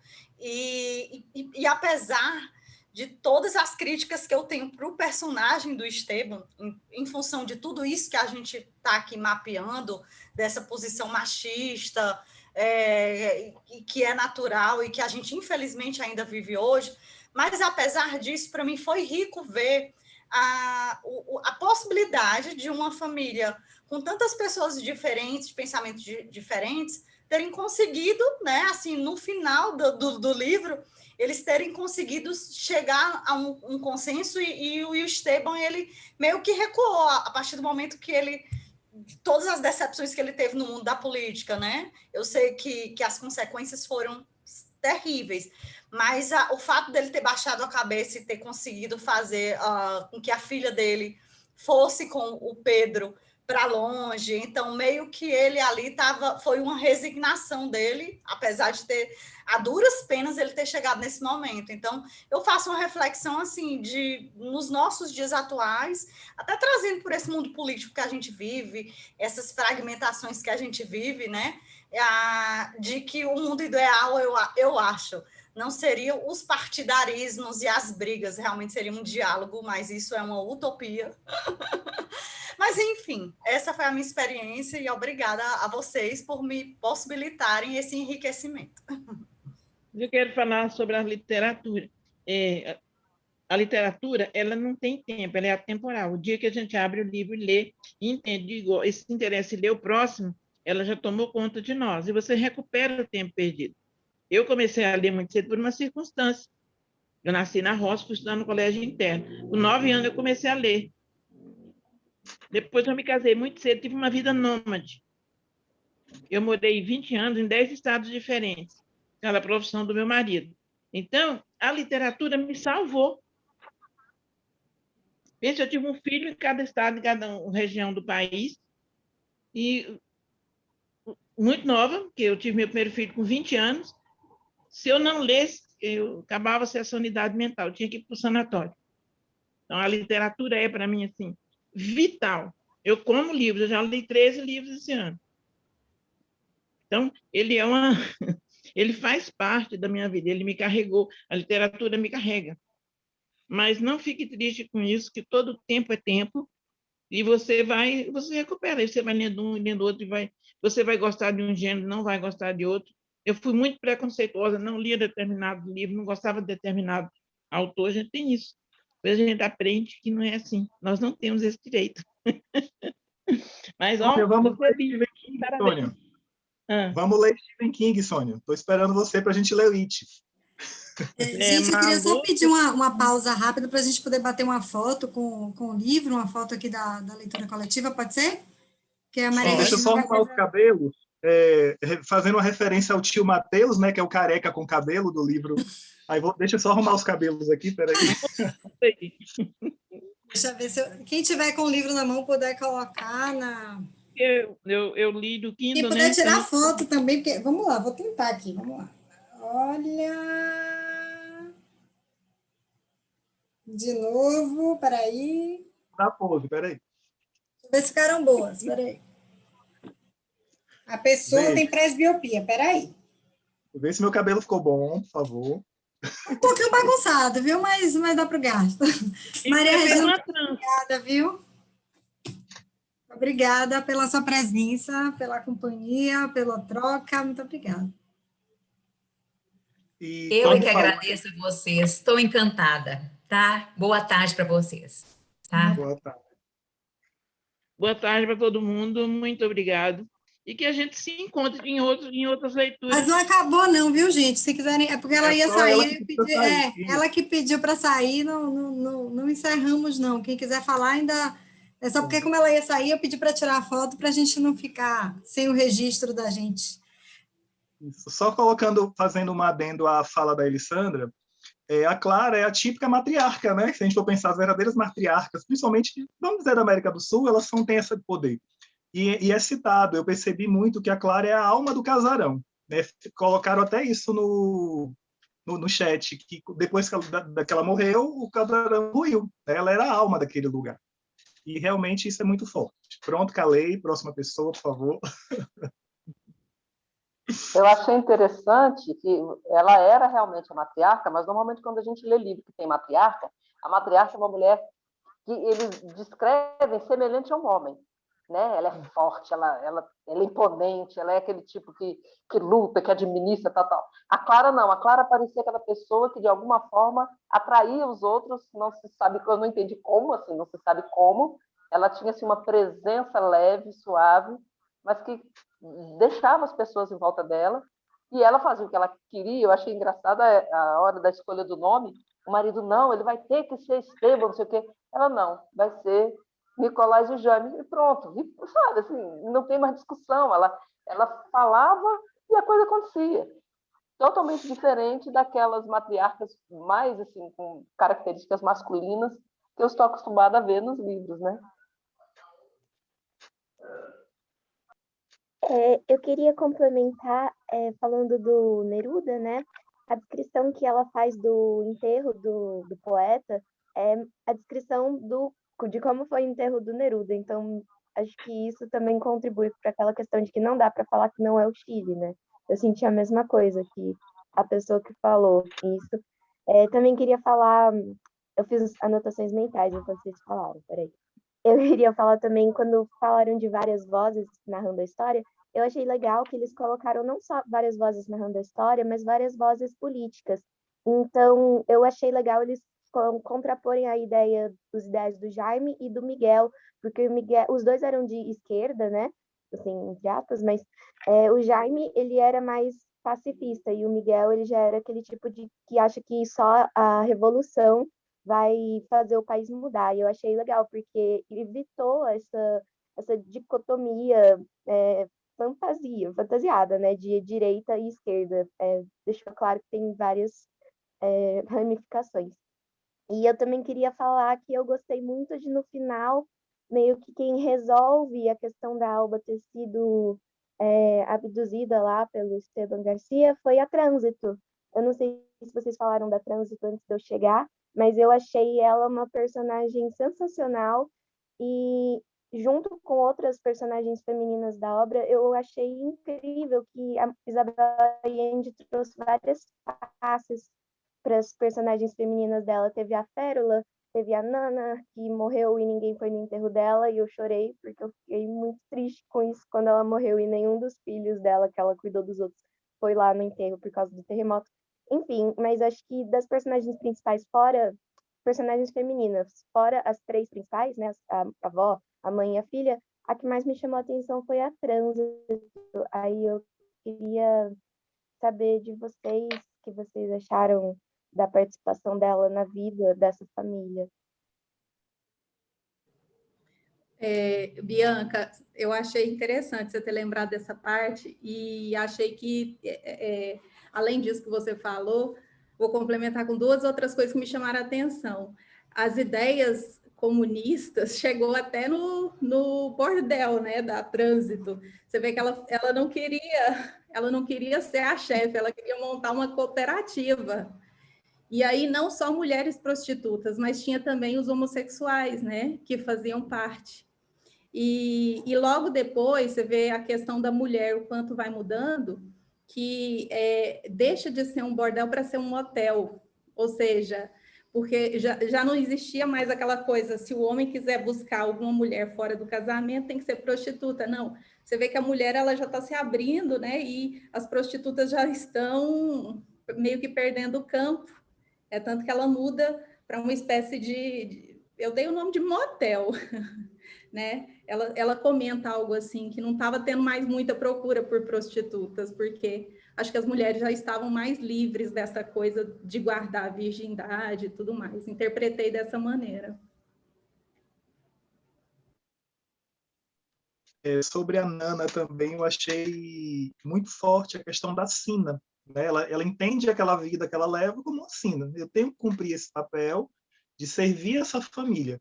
E ela realmente vive para essa família, de uma forma bastante intensa, e é sofrido, como disse a colega anteriormente, que no enterro dela não teve a presença dos próprios filhos, né? Porque foi ela que criou, ela que teve todo aquele carinho, todo aquele amor. É algo muito forte.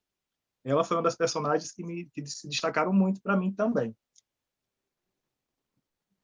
Outra que aceita a sina, né, foi a Férula. Ela aceitou a sina dela de que ela ia cuidar da mãe, não ia casar, ia ficar solteirona. Depois ela aceitou que ela ia cuidar da família, e eu acho que aquela relação até um pouco doentia, do meu ponto de vista, dela com a Clara, foi um jeito que ela achou para tapar algum buraco que tinha ficado na vida dela.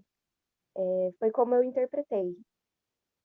Já a Férula eu vejo de outra maneira. A Férula, ela cobrou. Ela fez, mas com sentimento de cobrança. Depois ela cobra do irmão, né? A Nana não, a Nana foi totalmente entregue. Ela se entregou para aquela família, com amor. Já a Férula não, ela cobra, ela reluta, ela quer uma atenção maior do que deve ter, né? E aí entra toda aquela questão. A Cecília comentou também da questão do homossexualismo que é apresentado nesse momento. Fica subentendido também na relação da Férula com a Clara. Né? No filme fica bem mais claro do que no livro, mas fica muito subentendido também. Então, a Allende, ela trouxe muitos temas polêmicos, né? Homossexualidade, aborto. Vocês perceberam como ela cita o Brasil? Como o Brasil é visto de maneira exótica para ela, como ela apresenta o Brasil de maneira exótica? Eu achei bem instigante a forma como ela apresenta o Brasil. Rodrigo, você tocou num ponto agora que era o ponto que eu ia perguntar. Eu acho que a gente falou tanto do livro, embora nunca seja demais falar do livro. Quem aqui assistiu o filme? O que vocês acharam da relação? Gente, olha, eu li o livro e assisti o filme depois. Eu me senti violentada pelo... Quem assiste o filme pura e simplesmente gosta do filme, acha o filme maravilhoso. Eu já vi relatos de pessoas que assistiram o filme e adoraram o filme. O problema é que eu li o livro primeiro e assisti o filme depois, e no filme, simplesmente... Pode falar, gente? Ou tem alguém que não... Pode. Eu assisti ontem e senti esse sentimento de frustração. Em resumo, eu não vou dar, embora não seja propriamente spoiler, porque vocês já leram o livro, mas no filme, eles decepam uma geração inteira. Então, tudo que ia acontecer com... peraí que eu sempre atrapalho as gerações. Com Alba, acontece com Blanca. Isso. Aí chegamos a um ponto que Pedro III vira Pedro II, e ele como irmão... Gente, ele é irmão dela. Ele é irmão dela. Dois irmãos a Clara teve 3 filhos, mas no filme só teve a Blanca, né? Isso, não. Separam os filhos homens de Clara, e tudo que ia acontecer com Alba acontece com Clara. Então, assim, o Pedro, que seria o Pedro III, que namorou com... o Pedro III não, desculpa, não é Pedro III não, é o Esteban. O Esteban, como é o nome do filho? Esteban Garcia. Esteban Garcia, isso. Eu falei Pedro III, desculpa, gente. O Esteban Garcia, no filme, é irmão de Blanca, né? Como é também mas ele é no livro. Entenda, mas o que eu quero dizer é o seguinte... o Esteban, que vai fazer o horror todo, ele faz com a sobrinha, né? Ele faz isso com a Alba. Quando ele vira militar e ele prende, ele abusa, etc., ele faz tudo isso com a Alba. No filme, ele faz com Blanca. Então, eles são irmãos, na verdade. Eu achei... Ficou bem pesado para mim. Então, eu não gostei do filme, porque eu achei que eles simplificaram o enredo e ficou uma coisa assim meio esquisita. Gente, deixa eu aproveitar e tirar uma dúvida com vocês. Pessoal, vou só falar contra a opinião em relação ao filme. Não, só para pontuar, Lorena, que eu gostei do filme. Eu reassisti o filme agora antes de reler o livro. Né? Então, eu achei o filme uma péssima adaptação do livro, mas não um filme ruim, sabe? Ele mutilou o livro, né? Não, isso, o filme não é ruim. Filme, enquanto filme, foi aquilo que eu disse, o filme enquanto filme ele não é ruim. O problema é quando você vai buscar no filme o livro, claro que o filme nunca vai ser o livro, sempre a gente vai ter uma discrepância entre uma coisa e outra, mas eu achei que houve uma mutilação do livro, subverteu um pouco a história do livro, e eu acho que comprometeu. Pois então, nesse caso, eu acho que é melhor assistir o filme primeiro, depois ler o livro. Mas aí eu não aguento, não, por causa do spoiler. Diga-lhe que normalmente se faz. Diga-lhe, Sandra. Não, eu leio o livro. Eu espero anos para assistir o filme, mas eu leio o livro. Enquanto filme, eu amei, porque eu adoro filmes. E, assim, o elenco é brilhante, né? Atores maravilhosos. Mas, como eu tinha lido o livro, eu fiquei procurando, pelo menos, assim, algumas cenas que, para mim, eram centrais. Assim, a questão no golpe, no dia do golpe, eu acho que aquele tiroteio que teve lá né? E não teve enfim... Eu queria tirar uma dúvida, na verdade, com vocês, que aí eu não sei se fui eu que não peguei na leitura ou se é porque faltou mesmo no livro. O final, o desfecho de um dos filhos deles, assim, não do Jaime, né? Porque o Jaime foi assassinado. Mas e o outro filho? Assim, eu senti falta disso. Qual foi o desfecho? Ele não morreu antes, não? Ele morreu? Não, Não, sumiu ele foi aqui. embora. Sumiu. Eu lembro que ele... Não, o O Nicolas. pai dele deu um É. dinheiro. O Nicolas, eles colocaram ele num avião e mandaram para um outro país bem longe, que estava dando muito problema lá. Ele ficou pelado lá, aí o pai dele teve que sair lá do Congresso e tudo mais. Sim. Para não dar mais problema, colocaram ele num avião e despacharam para a Europa. Tá bom. Ele se deu bem na Europa, né? Fala lá na frente que ficou famoso, arrumou vários seguidores, que entrou na onda dele. Ele foi o guru. Foi o melhor, foi o que teve o melhor fim dessa família aí. E voltando ao filme, eu fiquei bastante curioso nessa entrevista que eu já tinha lido na época, foi em 99 que ela deu essa entrevista, foi quando me surgiu a vontade de ler o livro e eu protelei por conta do título, eu tinha um pouco de receio em título que tinha algo voltado para o espiritual, e perguntaram sobre o filme, o que é que a Isabel Allende achou do filme. Ela fala que gosta da adaptação, mas sabe dos problemas que acontecem. Por quê? Atores que falam inglês, o diretor, se eu não me engano, é alemão, o filme foi gravado as externas em Portugal. Eu sei que ela diz o seguinte, que não tinha como ela querer muito de uma produção tão grande assim. E pelo que eu entendia, financeiramente valeu muito, porque ela elogia bastante esse filme. E ela critica já o De Amor e de Sombra, em relação à atriz que faz o papel principal. Eu não li o De Amor e de Sombra. Ela é o Antônio Bandeiras também, que interpreta o filme, que é o ator principal. Mas ela fala que teve problemas sérios de roteiro porque seguiram o livro. Aí eu fiquei, como assim? Ela preferiu o outro que não seguiu o livro ao que seguiu o livro. Eu falei, bom, ela entende melhor do que eu, né, que o livro é dela, então ela achou melhor o livro, o filme A Casa dos Espíritos. Para ela não incomodou tanto as mudanças na história. Nem E onde todo que a gente texto acha se o presta filme? para as duas coisas, né? Você ler e você filmar. Uma coisa é um roteiro de filme. Às vezes o filme ficou chato justamente porque ele acompanha o livro. Às vezes é uma coisa desse tipo. Eu não li nem o livro, nem vi o filme, não posso dizer, mas... você tem que roteirizar, você tem que ter a sua licença poética também para causar interesse, né?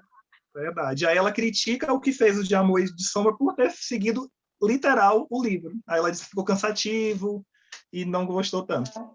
Às vezes, se ele não tivesse mutilado a história desse A Casa dos Espíritos, o filme teria ficado enfadonho e longo. Isso. Né? E aí porque tem um até detalhe... mostrar a vida da Blanca inteira, mostrar algo, ninguém não aguentar, porque também é uma sofrência só, né? Isso é Ia ficar verdade. muito sofrido. Então, e tem um são duas detalhe... mídias diferentes mesmo. Isso. No início a gente falou do Gabriel Garcia Marques, ele foi sempre Hollywood quis filmar 100 Anos de Solidão, e ele colocou algumas condições, que fossem 2 filmes, que um filme só não daria para contar a história, e que fosse feito em língua espanhola. E como não aceitaram, ele, ao morrer, deixou um testamento onde os filhos só aceitassem se fosse na língua espanhola. E a Netflix comprou os direitos, né, do livro para virar uma série. Então, estou aqui ansioso, tanto que eu li o livro há uns 2 anos em língua espanhola, esperando, eu estava fazendo um curso, eu falei, eu preciso ler esse livro porque vai sair a série. Na minha cabeça era algo rápido, não foi, mas vai acontecer. A Netflix está produzindo e espero eu que em uma série vai ser a melhor de todos, né, gente? Porque uma série vai poder contar tudo. Porque aquele livro não dá para fazer. Rodrigo, eu quero só falar sobre um pontinho sobre a Ferola. A questão dela era que ela não queria dinheiro, ela não queria posição, ela queria reconhecimento. Ela queria que ela fosse amada, ela queria se sentir importante. Ela morreu, o dinheiro estava todo lá. Ela morreu na miséria, o dinheiro estava na caixinha. Ela não gastou nada. Ela tirava... Ela queria ser reconhecida, né? Tirava a grana, porque ela queria que ele se importasse com ela. Sim. Muito triste isso. Verdade. Ou seja, ela era muito intensa, vamos pensar desse jeito. A intensidade dela fez toda a diferença na própria vida, né? Sim. Complicado. Rodrigo, eu acho que Fernando ia falar alguma coisa aí também. Eu que atrapalhei. Não, Sônia, de jeito nenhum. É uma curiosidade só. Vocês viram o filme por onde? Foi YouTube, Netflix? YouTube. Eu assisti pelo HBO. Eu acho que eu também, no meu caso, foi HBO também. Estava tentando lembrar aqui porque eu vi vários. Perguntaram sobre a entrevista. Essa entrevista, eu tenho a entrevista, eu tenho a revista com a entrevista, só que são muitas páginas. São mais de 20, umas 20 páginas, mais de 20 páginas. Mas eu tenho essa entrevista. Eu lembro de ter lido em 99, eu comprei a revista na época, em 99, depois de um tempo, parou, e aí agora eu consegui a revista de novo, porque eu falei que eu precisava dessa entrevista. Eu falei, eu preciso ler a entrevista que eu lembrava. Aí consegui de novo a revista por conta disso.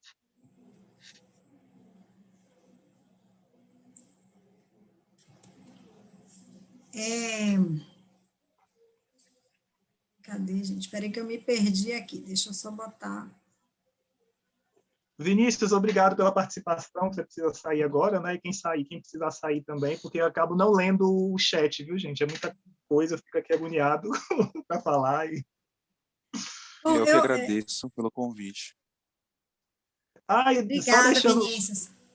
Lorena, vamos já. Eu acho que a gente já pode anunciar, né? Me dá só um segundo, Vini. Antes do Vinícius sair. Isso. Eu acho que a gente já está se encaminhando aqui para o final. Ainda não ouvi meu ídolo da arte dramática nas fotos, Lucivan. Lucivan, cadê você? Eu só queria, antes de passar a palavra para ele, só queria dar um anúncio aqui para vocês. Eu e Rodrigo, nós vamos lançar uma leitura coletiva em março. Deve durar 2 meses, essa porque o livro precisa ser lido um pouco mais calmo, né, Rodrigo? Que vai ser Grande Sertão Veredas, de Guimarães Rosa. A gente vai ler em março e abril. Então, quem tiver interesse, colar com a gente, vai ser um prazer enorme. O Vinícius já está ali mostrando. O ainda está lacrado, Lorena? O meu está lacrado. É ritual, eu só abro na hora de ler. Olha que interessante. Eu fazia isso, mas me disseram que era interessante abrir para poder conferir se não veio com algum problema, e depois disso eu passei a abrir. É verdade, esse é outro ponto. E agora, em fevereiro, eu estou fazendo a leitura de O Último Dia de um Condenado, de Vitor Hugo. Então, quem tiver interesse também. Rodrigo, você está fazendo alguma LC específica esse mês? Não, eu estou participando da do Vinícius, que é dos Miseráveis, né? Então... maravilhoso, amigo. Isso aí eu já estou até terminando, dependendo, Lorena, eu acredito que eu consiga até participar desse, porque eu estou muito empolgado, interessado nessa leitura. Porque o Vitor Hugo cita esse livro nos Miseráveis. Aí eu fiquei, olha ele aqui aparecendo para mim, isso é um sinal, né? É o chamado. Então, pessoal, são todos convidados. Lucivan, tudo bem? Lucivan já aceitou o convite, Vinícius também já aceitou. Sônia, eu sei que já leu, mas ela vai participar também. Cecília também já leu, mas vai participar. Isso eu tenho certeza desse nosso encontro. Vamos lá aos próximos. Meu amigo, Valéria também. Eu já li pela 3ª vez, mas acontece que Guimarães Rosa é uma fonte inesgotável. Quando eu li a 3ª vez, é porque eu queria saber mesmo. Eu tirei um tempo que eu queria ler os livros fáusticos, né? Então, eu li o Mestre Margarida, e aí eu queria chegar a entender. Quando eu li a primeira vez, eu entendi pouco. E eu não tive dificuldade com a linguagem. Mas eu fiquei muito ansiosa com tudo aquilo. Parecia mais o cangaço do que o sertão de Minas. E aí, a 2ª vez, eu li com mais paz, né? E aí, a 3ª vez, eu li numa leitura coletiva. Aí eu queria focar nisso, eu queria assistir. E aí, eu vi tudo depois que eu consegui ver de documentário, de filme, de Guimarães Rosa é um sujeito espetacular. Agora eu vou fazer uma inveja em vocês. É o seguinte, em quem tem rinite, em quem tem rinite, eu não posso fazer essa inveja, não. Mas olha só o que eu tenho aqui. Peraí, deixa eu colocar você em destaque aqui. Peraí, mostra aí. É a primeira edição de Grande Sertão Veredas. Está aqui. Eu tenho um com a capa igual. Eu não sei se é a primeira Olha lá, edição, dessa primeira edição, está falando aqui. Sim. Sim, foi lançado. Eu tinha que cortar aqui também algumas páginas para ler, que elas vieram coladas. A primeira leitura foi feita nessa primeira edição aqui, quando saiu. É histórico isso daqui. Olha que maravilha, teremos mais um participante na nossa LC, ó. Seja bem-vindo, E Fernandes. eu tenho uma admiração Estimado. por Guimarães Rosa, o que ele fez na Segunda Guerra Mundial, né? E ele foi trabalhar como diplomata na Alemanha e ele salvou aí um grande número de judeus. Ele é um sujeito humano. Ele estudou medicina e quando ele chegou na cidade mais pobre, ele não salvava todo mundo, ele disse, eu não quero isso. Eu estudei para salvar eles. E desistiu da medicina, porque ele não conseguia salvar os mais simples. É um sujeito espetacular. Pois é, mas ele fez o pacto, né?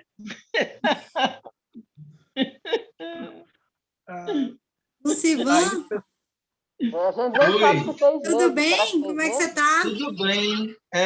Eu tô com um filhote de cachorro aqui, ele sempre escolhe as piores horas para se manifestar, por isso que eu não falei com vocês mais cedo, mas eu tô me deliciando aqui com a conversa de vocês, eu tô achando o máximo, as impressões, aprendi bastante, tive novas percepções do livro. Eu li esse livro, era para ler mais rápido, só que eu acabei lendo mais devagar, porque eu achei ele muito denso e, não sei, eu achei que se eu lesse muito rápido eu ia perder muito do que ele queria passar. Eu só queria fazer uma observação aqui. Vocês estão me ouvindo bem? Sim. Alguém comentou aí que achava que Clara precisava de um psiquiatra e tal, que achava ela meio doidinha, varrida. Eu entendo e compreendo, mas eu acho que se for pensar um pouco nisso, acho que perde meio que o encanto do livro, porque Clara, para mim, é um ser evoluído, um ser de outra dimensão. Parece que ela já tinha, como ela sabia, né, o que ia acontecer, parece que ela aceitava a posição dela naquele grande jogo e ela tinha que seguir aquilo ali. Então, era, sei lá, parece que ela tinha que cumprir aquele destino e ela ficava sempre meio distraída, meio ligada com as coisas do além. Para mim, é um ser evoluído. Clara é a minha personagem preferida, é uma das minhas personagens preferidas de todos os tempos, assim, dos livros que eu li. Eu dava risada com ela, achava o máximo. Toda vez que ela aparecia, achava incrível. E outra coisa também que eu queria comentar é que eu achei muito instigante a forma como que os narradores iam colocando pequenos spoilers na trama que faziam a gente querer ficar sabendo o que é que ia acontecer. Nossa, como é que isso vai acontecer para chegar naquele ponto, né? Eu achei isso muito instigante e gostei pra caramba. Mas é isso, eu aprendi pra caramba aqui com vocês, a discussão, achei o máximo. Eu sou meio tímido, não consigo falar assim, me expressar quando eu estou conhecendo pela primeira vez todo mundo, mas me sinto honrado de participar com vocês. Quero dizer à Sônia que eu gostei muito de conhecê-la. Quando eu crescer, eu quero ser igual a ela. Achei o máximo as falas dela e a postura dela e é o meu exemplo. É isso. Obrigado aí pela participação. Criatura, que é isso na plena tarde de domingo? Que felicidade! Tá vendo, Sônia? Você não é só minha musa, tá vendo? Nordestino um pouco atrapalhado, assim. Eu sou bem atrapalhada, assim. Hein, Sônia? Você, além de minha musa, ganhou novos seguidores aí, ó, tá vendo? Não, você coloriu minha vida, né? Com todo respeito às suas...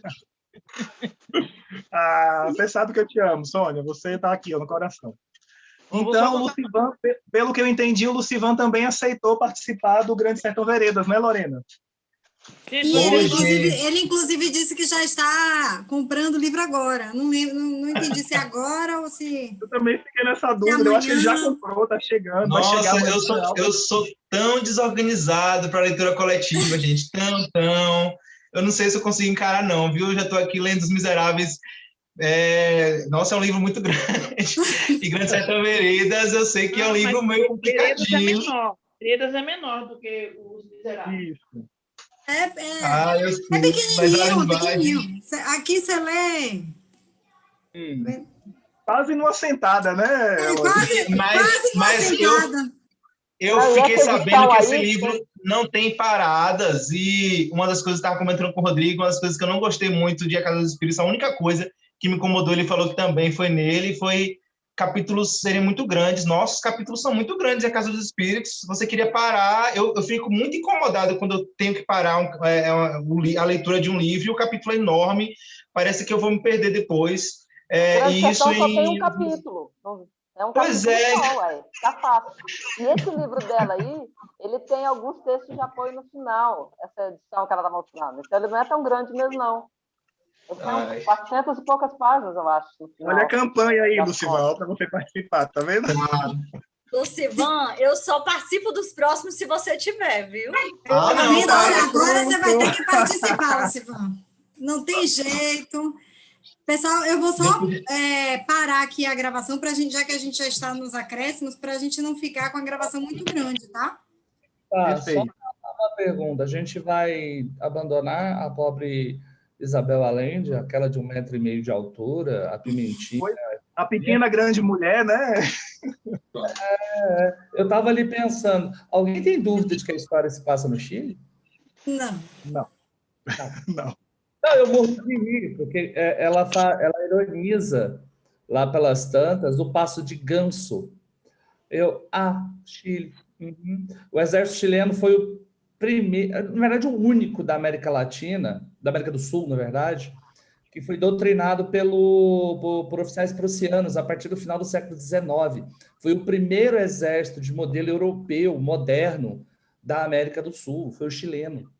E aí você tem aquela coisa de eles, até hoje, né, tem aquela tradição de a marcha do ganso, a questão até da nomenclatura, né? A força de segurança eles chamam de carabineiros, não tem outra. Entre outras coisas também que eu fui pegando. A questão do norte também das Minas é Antofagasta. E que Antofagasta? O trem de Bitola Estreita para o norte foi construção inglesa, assim como também construíram no norte da Argentina. Meu bem, até tem uma foto dos Andes, linda, linda, linda, com a linha, o ramal abandonado, que ia de Mendoza a Santiago. O trem de Bitola Estreita, só tem lá naquela região. E por aí vai. Você já atravessou os Andes, quando você vai de Santiago para Mendoza? Sim. Gente, que coisa mais encantadora, porque eu fui de ônibus. Nós também. Gente, eu não quero mais discutir livro do estrangeiro, não. Só quero assistir livro brasileiro, de preferência do Jorge Amado, que são os lugares que eu passei, porque eu fico sofrendo. Como eu não sei ainda. Jorge Amado é comigo, Grande Sertão. Eu falei, amor, peraí, amor, você aceitou participar e não me falou? Ela falou, não sei. Nós dois lemos Grande Sertão ano passado. É livro que a gente colocou assim, entre os livros da vida. Mas eu topo participar da reunião depois. Isso, eu pensei nisso. Você, a Sônia, que já leram da reunião. Eu li. Eu aprendo. Toda vez que eu leio, um pedaço eu tinha esquecido. Eu sempre aprendo. Eu leio de novo. Apesar que eu vou começar a ler Fausto, né? Outro livro que a gente leu também, que virou livro da vida, foi Um Defeito de Cor. Aquele pegou também. Eu vou organizar uma LC dele no segundo semestre, provavelmente em agosto. Em agosto eu vou organizar uma LC do Um Defeito de Cor. Porque eu tenho 6 leituras coletivas. 6, eu acho que eu dou conta. Eu parei de contar, Sônia. Eu parei de contar as minhas leituras. Eu li o Matador e agora eu estou pagando a língua que eu estou lendo Admirável Mundo Novo. Eita, olha aí. Bem-vindo ao meu mundo. A gente faz uma leitura coletiva, uma leitura coletiva continuada das obras de Dostoiévski, que a gente está fazendo Dostoiévski em ordem cronológica, né? Eu já vou acabar. Vamos chegar no 6º livro. Eu falo com os irmãos Karamazov. Você está no final, é o último. Mas assim, agora voltando à questão da Isabel. A Isabel, tchau, acabou? Não. Eu comprei mais 3 livros dela, só esperando vocês dizerem um ok, né? Eu também. E a gente vai embora. Vamos pensar para o futuro, né, Rodrigo? Sequenciado, pelo menos para mim, não dá, mas assim, no futuro, quem sabe? Isso. Quem sabe a gente... O Rodrigo está lendo Machado, ele está conversando, ele está lendo Machado. que Pois fez é, eu ler realmente. pela segunda vez, em ordem cronológica. Isso, porque o grupo do Jorge Amado, eu conheço Sônia do grupo do Jorge Amado, a conheci em julho, eu tive o prazer de conhecê-la em julho, através do grupo do Renan do Jorge Amado, que encerraremos hoje com o nosso encontro às 19 horas, né, Sônia? Que E livro chata, A Hora da Guerra, misericórdia. verdade. E aí, em fevereiro, a gente inicia Machado de Assis, a Cecília está Qual é o junto também. fevereiro? Hoje é metade de fevereiro, quase. Eu já Verdade, li né? Eu Pecado e tenho que começar. Ressurreição. Eu tenho que começar. Eu deixei mais para o final, porque eu sei que vai ser uma discussão que vai levar tempo. Então Eu é estou no isso. grupo de A gente Machado vai também, esperar não um sei pouco. se é esse mesmo. Começa agora em Eu fevereiro acredito também. que sim, é do Renan Messias. Do Renan, Do Renan isso, Messias, isso, é o mesmo. Eu estou querendo ver se eu consigo gostar de Machado, porque eu já li todos esses livros e detestei quase todos. Então, vamos ver se Olha aí. agora, 35 anos depois, eu leio e gosto. Gostar, porque eu Eu chorei. só li os clássicos dele. Gente, eu queria só pedir licença a vocês. Eu vou encerrar a gravação, tá? Porque senão vai ficar muito grande aqui. Então, um prazer estar com todos vocês. E até a próxima. Não, nós